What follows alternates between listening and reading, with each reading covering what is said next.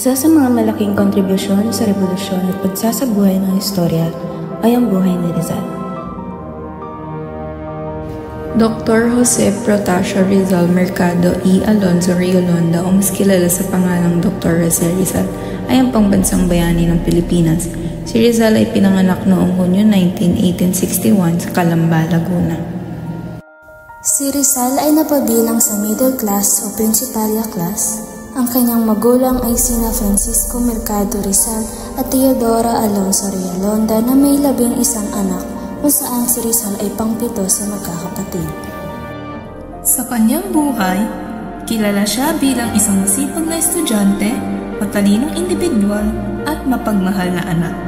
Kilala rin siya bilang matalinhaga sa kanyang mga sulat katulad na lamang ng Noli Me Tangere at El Filibusterismo na nagmulat sa mga Pilipino sa maling pamamalakad ng Espanyol. Britain! Ang mga sedula nyo!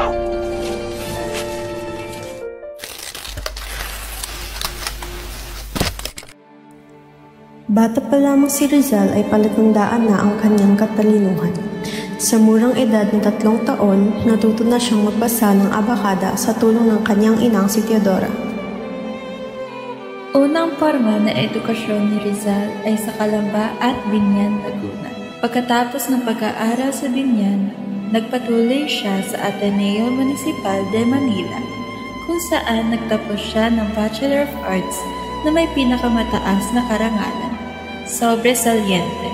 Ang mga alaala ng kabataan ni Jose Rizal at ang kanyang maagang edukasyon ay naglatag ng pundasyon sa kanyang pagiging makabayan. Ang kanyang pagkagutom sa kaalaman at pagkahilig sa katarungan ay naging inspirasyon ng bayan.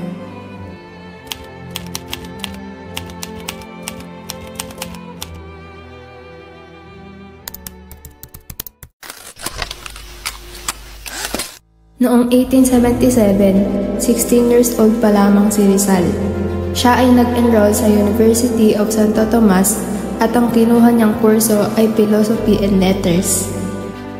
Kinugol ni Rizal ang kanyang oras sa pag-aaral. Bumalik siya sa Ateneo upang kumuha ng kursong pagsusurvey ng lupa na noon ay tinuturing na isang vocational na kurso. Noong Mayo 1, 1882, nagsimulang magsulat si Jose Rizal ng mga liham na pamamaalam sa kanyang mga mahal sa buhay sa kanyang pag-alis patungong ibang bansa upang magpatuloy sa pag-aaral sa tulong ng kanyang kapatid na sina Pasiano at Saturnina. Sa Barcelona, isinulat niya ang makabayang sanaysay na pag-ibig sa bayan, gamit ang alias na Laong Laan. Ipinadala niya ito sa Diaryong Tagalog, kung saan ito nailathala sa parehong Tagalog at Espanyol. Noong 3 ng Nobyembre, 1882, nag-aral si Rizal sa Universidad Central de Madrid. Kumuha siya ng medisina at philosophy and letters. Matapos makamit ang licentiate in medicine, nagtungo siya sa Paris at Berlin upang magpakadalubhasa sa ophthalmology. Pagkatapos ng kanyang pag-aaral sa Europa, si Jose Rizal ay hindi na nahimik at isinulat niya ang 2 nobelang gumising sa damdamin ng mga Pilipino, ang Noli Me Tangere at El Filibusterismo. Ngunit, sa kabila ng kanyang mga babala sa pamamagitan ng panitikan, dumami ang kaaway ni Rizal. Siya'y ipinatapon, kinulong at sa huli, nahatulan ng kamatayan. Sa Fort Santiago, sa malamig na selda, muling isinulat ni Rizal ang kanyang mga huling iniisip. Hindi galit kundi pag-asa. Ang ni ultimo adios ang naging pamana niyang wagas. December 30, 1896, sa Bagong Bayan, siya'y binaril sa likod at sa huling putok ng baril, bumagsak ang kanyang katawan. Ngunit tumindig ang kanyang adhikain. Iniharap niya ang sarili, buo ang puso, matay bukas, at puso'y malaya.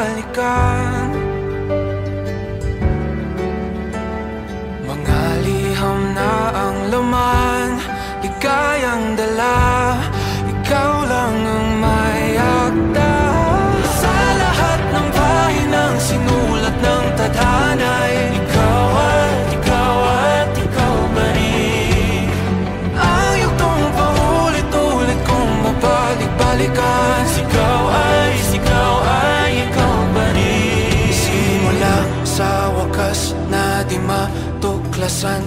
Pabalik kung saan di na natagpuan ng mga matang nakatanaw sa umpisa ng yugtong.